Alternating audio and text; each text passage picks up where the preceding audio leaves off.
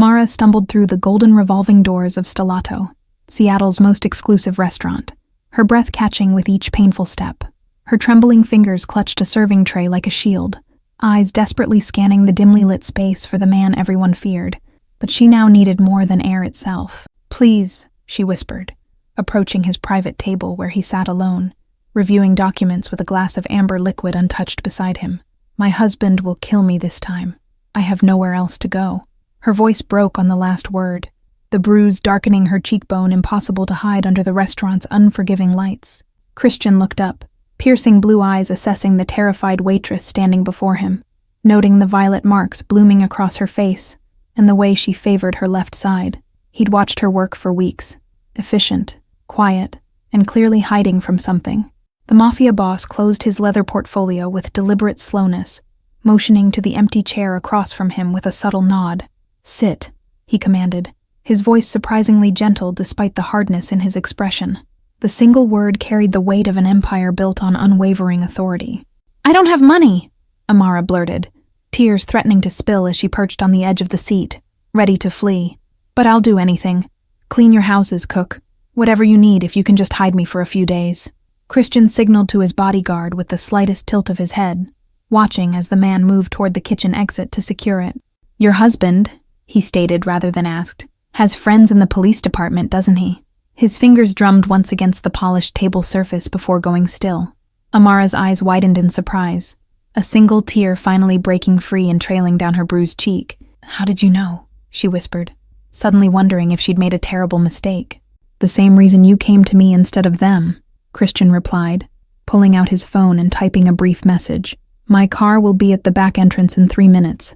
I suggest you decide quickly." He didn't look up as he spoke, giving her the illusion of choice they both knew she didn't have. The decision crystallized in her mind. Certain death at home or unknown dangers with this man who controlled Seattle's underworld, with a reputation both terrifying and oddly honorable. Amara stood on shaky legs, removing her apron and name tag with trembling fingers. "Smart girl," Christian murmured, standing and placing his suit jacket around her shoulders in one fluid motion. "Keep your head down until we reach the car, and from this moment on, you're under my protection." The weight of his words settled over her with unexpected comfort, even as warning bells sounded in her mind. The staff members averted their eyes, pretending not to notice as the feared mafia boss escorted their newest waitress through the kitchen. No one would dare mention what they'd seen, not when Christian Hayes owned not just the restaurant, but half the businesses along the waterfront. Outside, rain pelted against them as a sleek black Bentley pulled to the curb, its engine purring quietly in the night. "Once you get in," Christian warned, his breath warm against her ear, "there's no going back to your old life. Do you understand?" His hand hovered at the small of her back, not quite touching, respecting boundaries her own husband never had. Headlights swept across the alley, illuminating them momentarily before darkness reclaimed the space. Amara looked up into Christian's face, seeing not the monster of rumors but something unexpectedly human in his eyes. "I understand," she whispered, stepping toward the waiting car and the unknown future it represented. "My old life ended the moment I asked for your help." She slid into the leather interior, its warmth enveloping her like a forbidden promise. The car door closed with a quiet thud that somehow sounded final, sealing her fate as Christian settled beside her. "Take us home, Rick," he instructed the driver, his gaze never leaving Amara's face as the restaurant and her past disappeared into the rainy Seattle night. The mansion loomed before them, a sprawling testament to power and wealth nestled among towering pines that shielded it from prying eyes. Amara pressed her forehead against the cool window of the Bentley, wondering if she'd traded one prison for another. "You'll stay in the East Wing," Christian stated, scrolling through messages on his phone as the gate swung open with silent precision.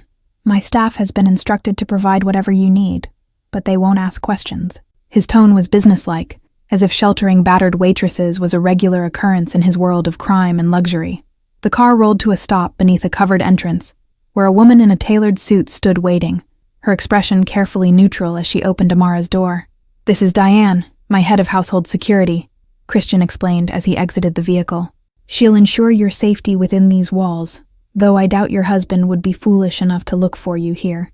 Marble floors gleamed beneath crystal chandeliers as they entered the foyer, the opulence a stark contrast to the modest apartment Amara had fled.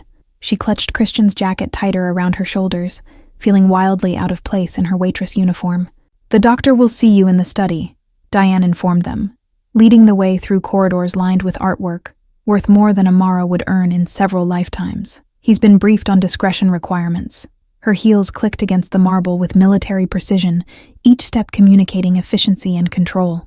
Christian noted Amara's hesitation, the way her steps faltered at the mention of a doctor. "Standard procedure," he explained, his tone softening slightly. "Documentation of injuries creates leverage should we need it later." A distinguished older man waited in a book-lined room, medical bag open on an antique desk. "Miss," he greeted with a respectful nod, gesturing to a leather chair positioned beneath a warm lamp. "May I?" His kind eyes held none of the judgment or suspicion Amara had grown accustomed to from medical professionals.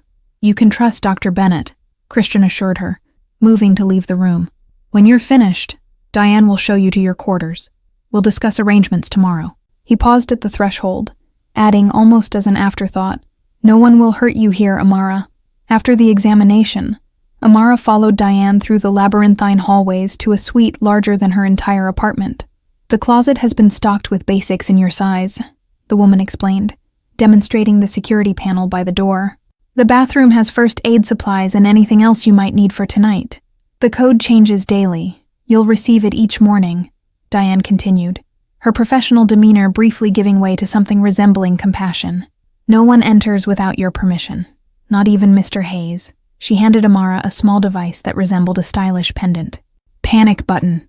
Press it, and I'll be here in under 30 seconds, no matter the time."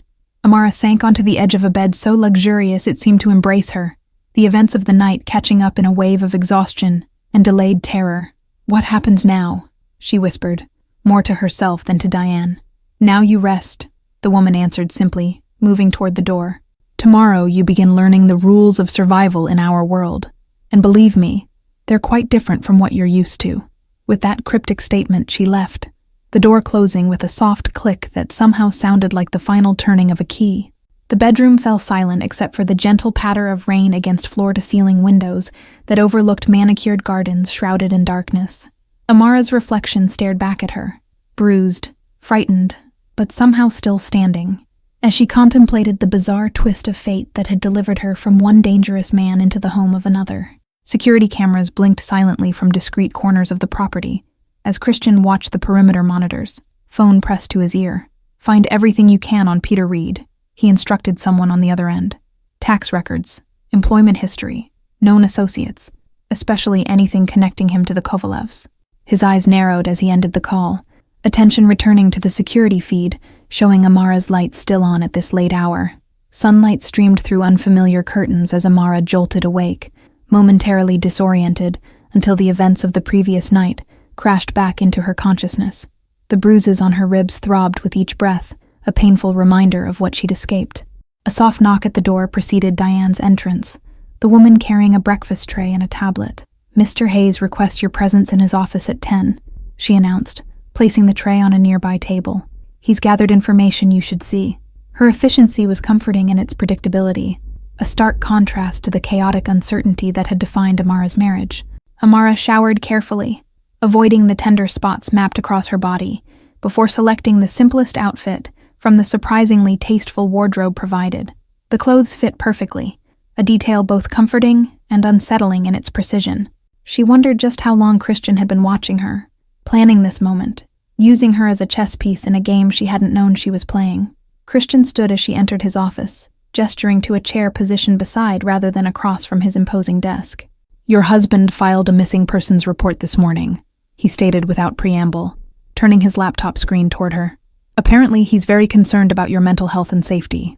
The police report displayed on screen contained a photo of Amara from happier days, alongside details that painted her as mentally unstable and potentially dangerous. "He's claiming I'm off my medication," she whispered, horror washing over her in cold waves. "I've never been prescribed anything in my life. What's more concerning," Christian continued, bringing up another document, "is his connection to Judge Porter, who conveniently signed emergency committal papers based on your history of delusions and self-harm." His voice remained calm, but Amara noticed the tightening of his jaw, a small tell that betrayed controlled anger beneath his composed exterior. Amara's fingers unconsciously traced the cigarette burn on her forearm, a self-inflicted injury her husband had explained to emergency room staff 6 months earlier. "They'll be looking for me at hospitals and women's shelters," she realized aloud. "They already are," Christian confirmed, leaning back in his chair with calculated casualness that didn't match the intensity in his eyes. "Which brings us to an uncomfortable truth about your situation, and why I agreed to help." He paused, studying her with an expression she couldn't quite decipher, something between calculation and concern. He pulled up another file, this one containing surveillance photos of her husband meeting with a man Amara didn't recognize. "Peter Reed, your husband, has been working with the Kovalev family for at least a year, running money through that restaurant where you both worked." The photos were clearly taken with a long-range lens, the kind used by professional surveillance teams or law enforcement.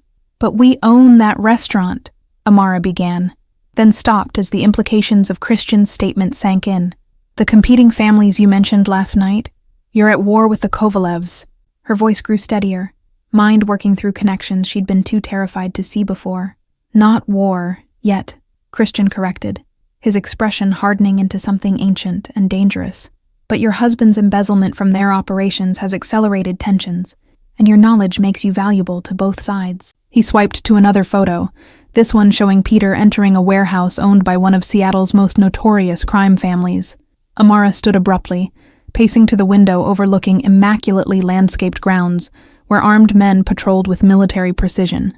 "So I'm not a charity case, I'm leverage," she stated flatly, surprising herself with the lack of fear in her voice. "You're both," Christian replied, joining her at the window, close enough that she could smell his expensive cologne, but careful not to crowd her, and potentially a witness who can help dismantle operations that have brought drugs and trafficking into my territory. His reflection in the glass revealed no deception, only a calculated honesty she found strangely refreshing after years of her husband's lies. Amara turned to face him fully, chin lifted in a defiance she hadn't felt in years. "If I help you, what do I get in return?" The question hung between them, transforming her from victim to negotiator in the space of 7 words. "Because if I'm risking my life against the Kovalevs and my husband, I want more than temporary shelter." Christian's lips curved in what might have been respect or amusement. Perhaps both. "What do you want, Amara Reed?" he asked softly, her married name a reminder of all she stood to lose and gain. "Tell me, and if it's within my considerable power, it's yours." The promise felt binding, as though spoken in blood rather than words. "Freedom," Amara answered without hesitation, meeting Christian's gaze steadily. "A new identity, enough money to disappear, and your word that neither the Kovalevs nor my husband will ever find me once this is over." Her hands trembled slightly, but her voice remained firm. Christian considered her for a moment, before extending his hand. "You have my word," he agreed, his grip warm and solid as they sealed their arrangement. "Now let me show you what we're up against." He guided her to a hidden panel that slid away to reveal a secure room filled with surveillance equipment and digital displays. The next 2 weeks established a routine unlike anything in Amara's previous life. Mornings spent with Christian reviewing documents and identifying Kovalev associates. Afternoons training with Diane in basic self-defense. She learned to channel her fear into something productive, something dangerous. "Again," Diane instructed, circling Amara on the training mat as sweat dripped down her temples. "Your husband will expect you to cower. Your advantage lies in surprising him." She demonstrated the escape technique once more, movements efficient and lethal in their simplicity. Christian watched from the doorway, arms crossed as Amara successfully flipped Diane, a move that would have seemed impossible just days earlier. "Your bruises are healing," he observed later, as they shared dinner in the kitchen rather than the formal dining room. "But you still favor your left side when you think no one's watching." "Old habits," Amara admitted, twirling pasta around her fork. "Peter always came at me from the right. I learned to protect that side first." She spoke matter-of-factly, the shame that had once accompanied these admissions gradually replaced by analytical distance. Night brought nightmares that sent Amara wandering through the mansion's silent corridors, eventually finding her way to the library where Christian often worked until dawn. "Trouble sleeping?" he asked the 3rd time this happened, closing his laptop without waiting for her response. Instead of answering, she gestured to the chessboard set up near the fireplace. "Teach me," she requested, settling into the chair opposite his. "I want to understand how you think, how you strategize." What she didn't say, was how his presence calmed the frantic beating of her heart. Christian's fingers brushed against hers as he positioned the pieces, explaining each one's movement and value. "The queen is the most powerful piece on the board," he told her, holding the black queen between them. "Underestimated by opponents who focus only on the king's vulnerability." "Why did you really help me that night?" Amara asked suddenly, the question that had lingered between them finally finding voice. "It wasn't just about the Kovalevs. You could have used me as an informant without bringing me here." Something shifted in Christian's expression, a momentary softening around eyes that had seen too much darkness. "My mother didn't escape her husband," he answered quietly, the confession clearly costing him. "I was 8 when he finally killed her after years of accidents that the police conveniently ignored. The silence that followed wasn't awkward but connecting, a bridge forming between their separate traumas. "I'm sorry," Amara whispered, reaching across the board to touch his hand, the first contact she had initiated with any man since fleeing her husband. Christian turned his palm upward, fingers gently closing around hers. "The past shapes us, but it doesn't have to define us," he said, the philosophy clearly hard-won. "Remember that when you doubt your strength." A phone call interrupted their moment, Christian's expression immediately shifting back to the controlled mask of a mafia boss. "They found your husband's warehouse," he informed her after a tense conversation. "Tomorrow we move against the Kovalevs." The chess pieces gleamed in the firelight as Amara contemplated her position, no longer a pawn, but not yet a queen, caught in a dangerous game where the next move could mean freedom or destruction. "I'm ready," she decided, standing with newfound purpose. The warehouse sprawled across the industrial district, its unremarkable exterior concealing the nerve center of the Kovalev family's Seattle operations. Amara studied the blueprints spread across the table in Christian's war room, identifying entry points and security cameras with growing confidence. "Peter always kept the ledgers in his office safe," she explained, pointing to a room near the loading dock. "The combination is my birth date. He thought it was romantic, using the day I became his as his security code." The bitterness in her voice was tempered now by determination. Christian's lieutenants exchanged glances, clearly impressed by her detailed knowledge of the operation. "The raid happens tonight," Christian announced, his authority absolute as he assigned positions. "We need those ledgers before the Kovalevs realize we're making a move." Rain pounded against the bulletproof windows of the SUV as they parked 2 blocks from the target, Amara dressed entirely in black with a communication device tucked discreetly in her ear. "Stay behind me," Christian instructed, checking his weapon with practiced efficiency. "If anything feels wrong, we abort immediately." The security guard never saw them coming, unconscious before he could reach his radio. 10 minutes until shift change. Diane's voice crackled through their earpieces as Christian disabled the alarm system with codes Amara had provided. Navigating the darkened warehouse felt surreal, like walking through the setting of her nightmares with the power to change the ending. "This way," Amara whispered, leading Christian through a maze of shipping containers toward the administrative offices. Peter's private office remained exactly as Amara remembered, meticulously organized chaos that only made sense to him. Photographs of her smiling face watching from silver frames that now seemed like mockeries. "The safe is behind that painting," she indicated, turning away from her documented happiness. Christian removed the artwork, revealing the wall safe just as Amara had described.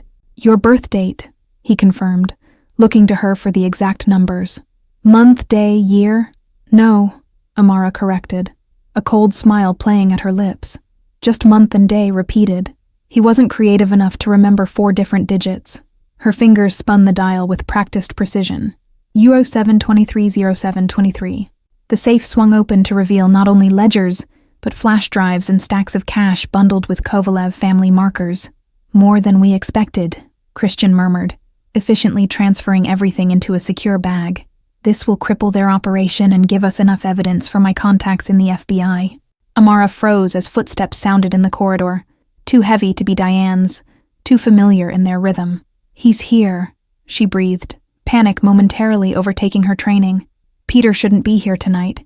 It's his poker game with the commissioner." Christian immediately shifted positions, placing himself between Amara and the door as it swung open to reveal her husband's shocked face.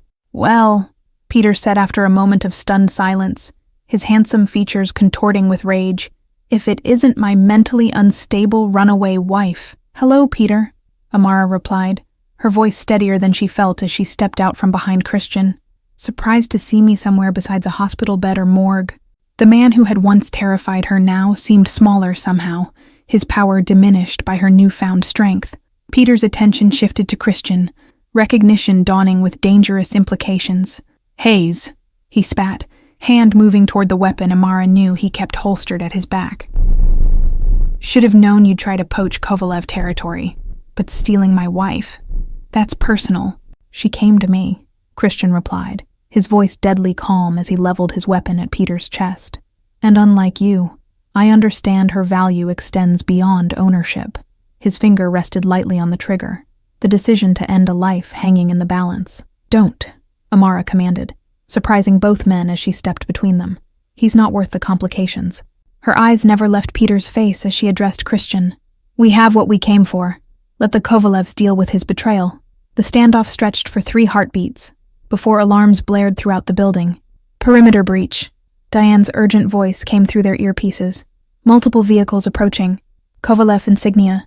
The distraction gave Peter just enough time to draw his weapon. Christian moved with inhuman speed, knocking the gun from Peter's hand while simultaneously pulling Amara toward the exit. "Secondary route," he ordered into his comm as they sprinted through the warehouse. "East loading dock, 90 seconds. Gunfire erupted behind them, bullets pinging against metal containers as Kovalev enforcers flooded the warehouse.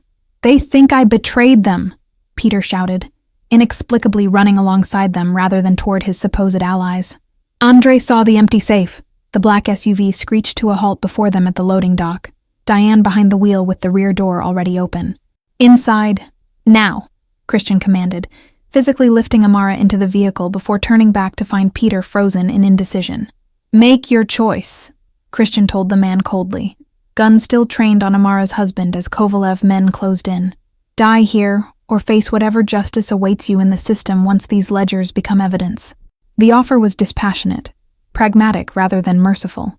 To Amara's shock, Peter dove into the SUV beside her, desperation replacing the confidence that had defined him throughout their marriage. "Drive," Christian ordered as he claimed the final seat, the vehicle lurching forward as bullets shattered the rear window. Adrenaline coursed through Amara's veins as Diane executed a flawless evasion pattern through Seattle's midnight streets, eventually losing their pursuers in the maze of the industrial district. "Why did you run with us?" she finally asked her husband, maintaining as much distance as the back seat allowed. Peter's laugh held no humor, only bitter resignation. "Because I've been skimming from them for months," he admitted, avoiding her gaze. "The restaurant was just the start. They discovered discrepancies in the books last week but didn't know who to blame." Christian's voice cut through the tension with clinical precision. "So you've been stealing from the family that thinks I just robbed them." His expression remained unreadable as he processed this new complication, while simultaneously funneling their money through your legitimate business. Diane guided the vehicle through the gates of Christian's compound, security personnel immediately surrounding them with weapons drawn. "Take him to the guest house," Christian instructed his men. "Full surveillance, no communications. He doesn't leave that building alive without my authorization." As Peter was escorted away, Amara found herself alone with Christian in the mansion's entrance hall, the night's events settling around them like invisible dust. "You could have let them kill him," she said quietly, searching Christian's face for answers. "It would have been cleaner." "Maybe," he acknowledged, reaching up to gently brush a smudge of warehouse dirt from her cheek. "But you spent 3 years with that man. I wanted his fate to be your choice, not circumstance." The unexpected tenderness in his touch ignited something dangerous between them. Amara stepped closer, drawn by forces she hadn't allowed herself to acknowledge during the preceding weeks. "What if I don't want to make that choice yet?" she asked, her voice barely above a whisper. "What if I need time to understand what I really want now?"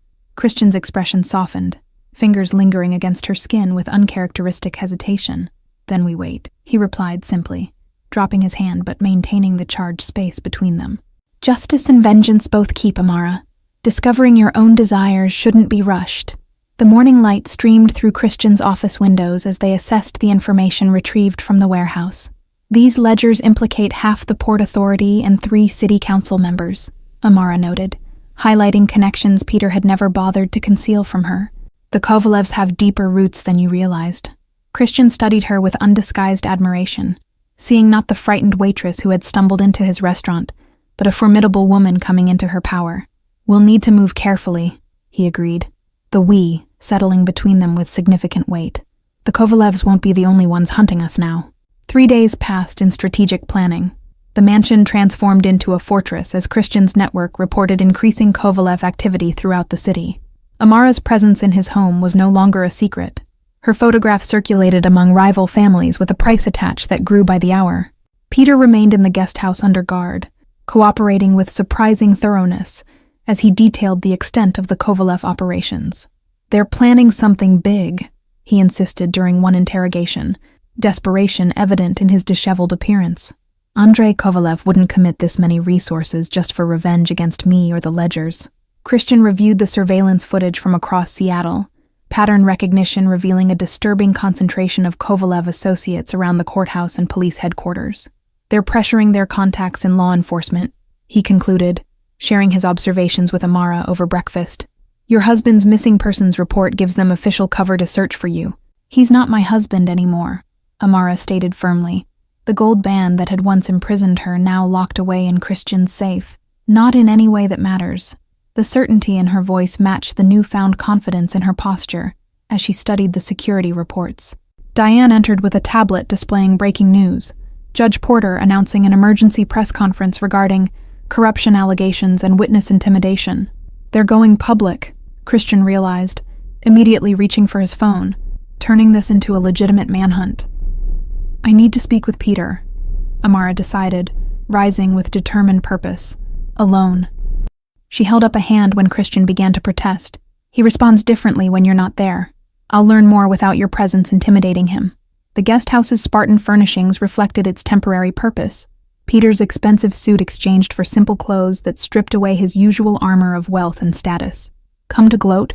he asked when Amara entered. Bitterness etched in the lines around his mouth. "I came for the truth," she replied, maintaining a safe distance as she studied the man who had once been the center of her universe. "What aren't you telling us about the Kovalev's plan?" Her voice betrayed no emotion, nothing he could manipulate or exploit. Peter's facade cracked unexpectedly, fear bleeding through his practiced arrogance. "Tomorrow night," he confessed, eyes darting to the window though it revealed nothing of the outside world. "They're moving their entire operation. Drugs, girls, weapons, everything through the harbor during the charity gala at the Marine Museum. Half the police force will be at that gala," Amara realized, the implication sending ice through her veins. "Along with the mayor, the governor." She stepped closer, searching his face for deception. "Why tell me this now?" "Because Andrei knows I talked," Peter admitted, running shaking hands through his hair. "And his solution isn't prison. It's making an example of both of us." For the first time, Amara saw genuine remorse in the eyes that had watched her suffer countless times without compassion. The mansion erupted into activity as Amara relayed this information, Christian immediately mobilizing his network, while Diane coordinated with trusted contacts in law enforcement. "We need to evacuate the gala without alerting the Kovalevs," Christian strategized, his tactical mind processing contingencies with remarkable speed. "I should be there," Amara insisted, standing her ground when Christian immediately shook his head. "I know the players, the faces.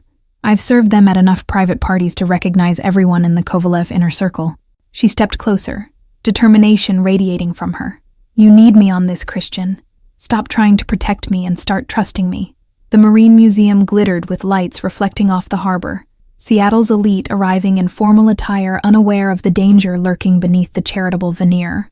Amara adjusted her diamond earrings, actually sophisticated communication devices, as Christian helped her from the limousine, his hand protective at the small of her back.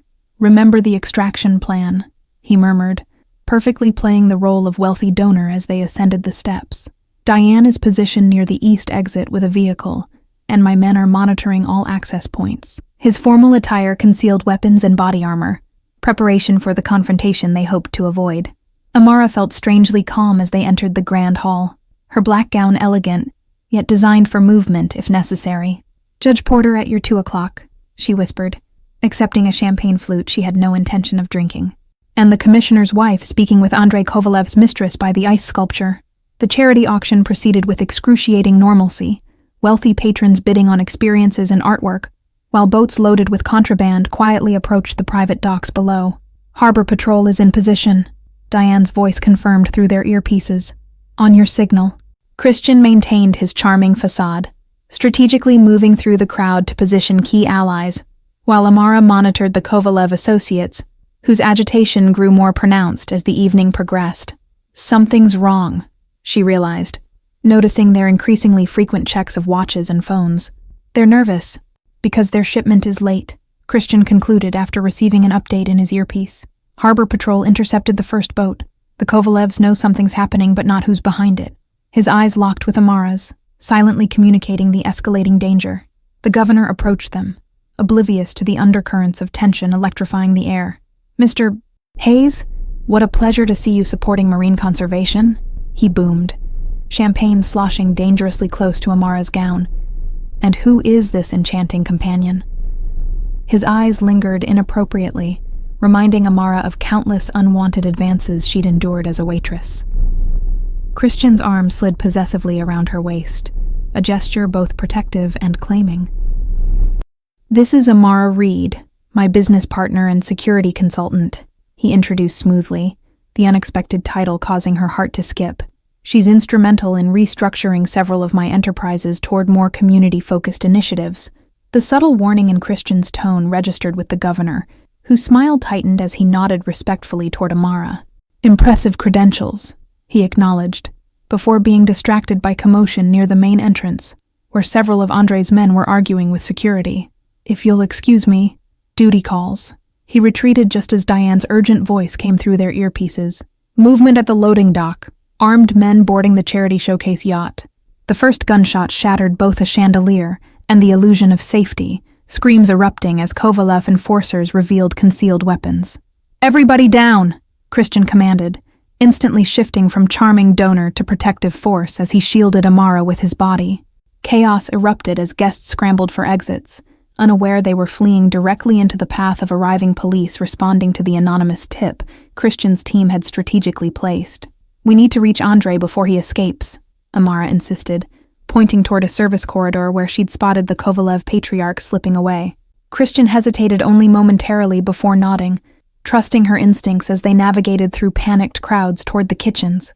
"Stay behind me," he ordered, as they pushed through swinging doors into the relative calm of the service area. Andre Kovalev stood with his back to them, barking orders into a satellite phone while two bodyguards scanned for threats. "It's over, Andre," Christian announced, weapon drawn as the older man turned with startled recognition. "The Harbor Patrol has your shipment, the FBI has your ledgers, and your organization is finished in Seattle." "Hayes," Kovalev spat, aged face contorting with hatred as his gaze shifted to Amara with dawning comprehension. "You're the waitress, Peter's wife." His laugh held no humor, only cold calculation. "I see now how my operation was compromised so thoroughly." Sirens wailed outside as law enforcement surrounded the building, tactical teams securing exits and detaining Kovalev associates throughout the venue. "Your men are being arrested as we speak," Christian informed him, weapon unwavering. "You can surrender to me or to them, but either way, your empire falls tonight." Dawn broke over Seattle as Amara stood on the balcony of Christian's mansion, watching news helicopters circle downtown, where the aftermath of the previous night's operation continued to unfold. 37 arrests, Christian reported, joining her with coffee mugs in hand, including Andre Kovalev and 3 corrupt officials. "And Peter?" Amara asked, accepting the steaming cup with fingers still bearing the faint impressions of a wedding ring long removed. "What happens to him now?" The question contained no emotion, merely practical consideration for loose ends. Christian leaned against the railing beside her, their shoulders almost touching in comfortable proximity. "Federal witness protection," he answered, studying her profile for reaction. "In exchange for testimony against the Kovalevs and their network, he disappears to some small town with a new identity." "Appropriate," Amara nodded, surprising herself with the absence of anger or resentment. Peter had become irrelevant to her future, a closed chapter rather than an ongoing threat. He'll hate that more than prison. Ordinary life without power or status to hide behind. The morning breeze carried the scent of rain and possibility as they stood in companionable silence, the city below oblivious to how fundamentally its power structure had shifted overnight. "Your new identity documents are ready?" Christian finally said, his tone carefully neutral. "As promised, freedom, resources, a fresh start wherever you choose." Amara turned to face him fully, setting her coffee aside as she studied the man who had transformed from feared mafia boss to something far more complex in her understanding. "And if I don't want to disappear?" she challenged softly. "What if I've found something worth staying for?" Christian's carefully maintained control faltered, vulnerability briefly visible in his expression before he mastered it. "That would be your choice," he replied, the emphasis on the final word carrying significant weight. "I promised you freedom. That includes freedom to determine your own path." 3 weeks ago, I was a waitress hiding bruises under makeup, Amara reflected, moving closer until barely inches separated them. "Now I've helped dismantle a trafficking ring and survived a mafia war." Her laugh held genuine wonder at the transformation. "I'm not the same woman who stumbled into your restaurant." The tension between them crackled with unspoken possibility, neither willing to make assumptions about the other's desires. "No," Christian agreed, reaching up to brush a strand of hair from her face with uncharacteristic gentleness. "You're extraordinary, Amara. Far more than you realize. I want to stay," she declared, the decision crystallizing with perfect clarity as she spoke it aloud. "Not as someone under your protection or as an obligation, but as a partner." She held his gaze steadily, confidence replacing the fear that had once defined her. "I've learned how this world works, and I'm good at it." Christian studied her for a long moment, weighing implications and possibilities before a rare, genuine smile transformed his features. "My organization could use someone with your intelligence and insight," he acknowledged, professional appreciation evident in his tone. "But is that really why you want to stay?" Amara closed the remaining distance between them, hands resting lightly on his chest as she looked up with newfound boldness. "You know it isn't," she admitted softly. "There's something between us, something that started that first night and has been growing ever since." The kiss, when it finally came, held none of the hesitation that had characterized their previous interactions, only certainty and promise, as Christian's arms encircled her waist. "The Kovalevs won't be the last challenge," he warned when they eventually parted. "This life isn't simple." "I don't want simple," Amara responded, the strength in her voice matching the determination in her eyes. "I want real, and this us is the most real thing I've ever known." The early morning light cast them in gold, illuminating two people transformed by circumstances neither had anticipated. A text message interrupted the moment, Christian's phone vibrating with news from his FBI contact. "The prosecution has everything they need," he reported, relief evident in the relaxing of his shoulders. "Peter's testimony, corroborated by the evidence we provided, creates an airtight case. The Kovalev organization will be dismantled completely, not just in Seattle." Amara processed this information, the finality of it settling into her bones with unexpected lightness. "What about the girls?" she asked, remembering the trafficking victims mentioned in the ledgers, the ones being moved through the docks. Her concern reflected the transformation from someone focused solely on survival to a woman with power to effect real change. "Already in protective custody," Christian assured her, pride evident in his expression as he recognized her priorities. "My foundation has arranged housing, counseling, and legal assistance for all 17 women recovered from the operation." He hesitated before adding, "I thought perhaps you might want to be involved with the rehabilitation program. Your perspective would be invaluable to women rebuilding their lives after trauma." Christian led her inside, fingers intertwined as they moved through the mansion that had evolved from refuge to home. "We'll need to restructure some operations," he mused, already incorporating her permanent presence into his plans. "Legitimate businesses, community investments, changes I've been considering for some time." Amara squeezed his hand, partnership solidifying between them with each shared thought. "A different kind of power," she suggested, the concept appealing after witnessing firsthand how influence could destroy or protect, one that builds rather than threatens. Weeks turned to months, as they carefully reconstructed both their lives and Christian's empire, transforming criminal enterprises into legitimate businesses, while maintaining the protective network that had initially saved Amara. "The restaurant opens tomorrow," Christian reminded her as they prepared for bed one evening. "Stellato's replacement, under your management." Full circle, Amara reflected, the symmetry not lost on her, as she considered how a desperate plea in that very establishment had altered her destiny. From serving tables to owning the place, she nestled against him, still marveling at how safety and passion could coexist. The grand opening drew Seattle's elite, curious about the mysterious couple who had emerged as surprising philanthropists following the Kovalev scandal.